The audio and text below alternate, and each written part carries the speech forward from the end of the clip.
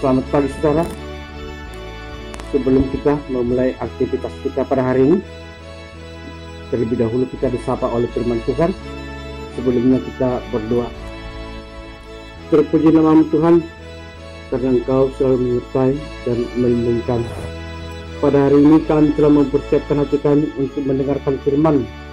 Berfirmanlah dan ajarlah kami melalui Roh yang kudus. Amin. Saudara yang kekasih, firman Tuhan untuk kita pada hari ini yang tertulis dalam kitab Ibrani 10 ayat 27, demikian bunyinya.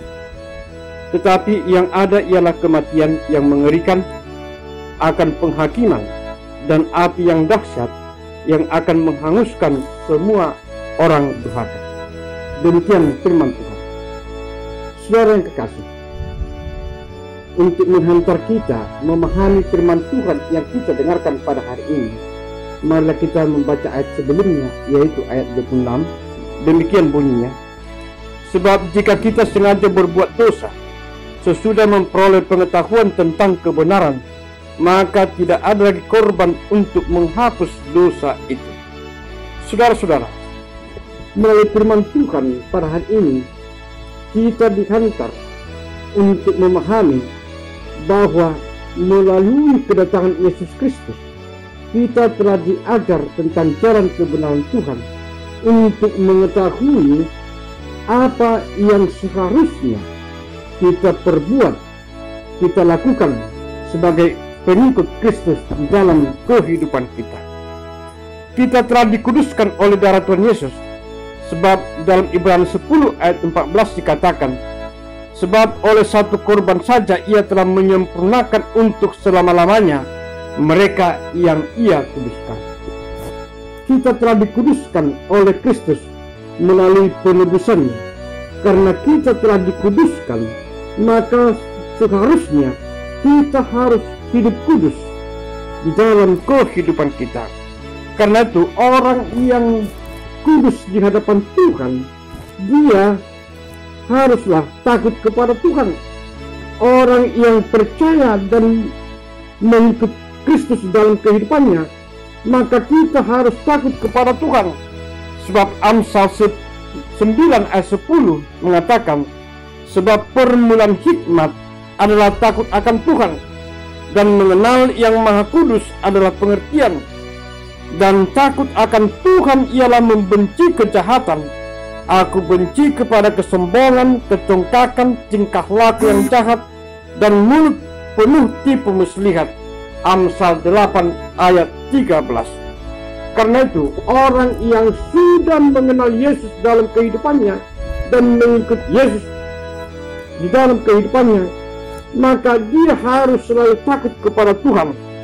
Karena itu melalui firman Tuhan yang kita dengarkan pada hari ini, mari kita merenungkan langkah apa yang seharusnya kita lakukan. Apakah kita hidup di dalam kebenaran jalan Tuhan, atau hidup di dalam pembenaran diri di hadapan manusia? Bila kita hidup di jalan kebenaran Tuhan, itu berarti bahwa perilaku kita harus selaras, serasi, sejalan dengan firman Tuhan. Tetapi bila tujuan hidup kita hanya untuk pembenaran diri di hadapan manusia, kita telah mengarahkan hidup kita kepada hal-hal yang bodoh dan penuh kesia-siaan. Dan yang menjadi bagian hidup kita adalah kematian yang mengerikan pada hari penghakiman terakhir. Saudara yang kekasih, dunia bisa saja kita bohongi, dan bisa saja kita membohongi, menyembunyikan kejahatan kita dengan mengatur wajah dan suara kita di hadapan saudara-saudara kita. Tapi kita harus ingat satu hal, bahwa di hadapan Tuhan kita tidak akan pernah mampu membohongi, menyembunyikan kejahatan kita. Banyak orang percaya yang takut kejahatannya diketahui manusia. Tapi apakah terlintas di dalam benaknya, terlintas di benak saudara, terlintas di benak saya, untuk selalu takut kepada Tuhan di dalam kehidupan ini. Jika ada terlintas dalam hati kita takut kepada Tuhan, sudah barang tentu kita akan berusaha hidup kudus di hadapan Tuhan. Karena itu jadilah pengikut Kristus yang setia, tetap hidup dalam kebenaran. Jangan lagi kembali menjadi hamba kejahatan yang selalu hidup di dalam kabut dosa. Karena itu ingatlah bahwa kebenaran firman Tuhan tidak butuh pembenaran dari manusia manapun di muka bumi ini. Sebab kebenaran firman Tuhan akan tetap berdiri teguh dengan gagah dan tetap indah serta bercahaya. Demikianlah kehidupan orang-orang percaya yang selalu hidup di dalam firman Tuhan, bahwa kemuliaan Kristus akan selalu menyertai kehidupannya.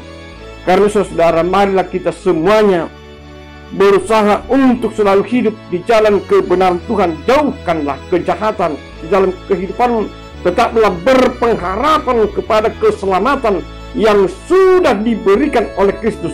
Jangan berharap kepada dunia, sebab dunia ini tidak akan pernah mampu memberikan keselamatan kepada kita. Tapi jika kita tak berpengharapan kepada Kristus, maka kita akan menerima kehidupan yang kekal.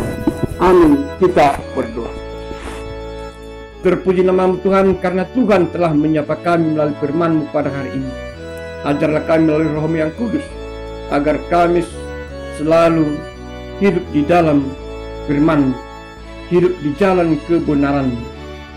Sertai kami Tuhan hari ini dan sampai selama-lamanya. Amin.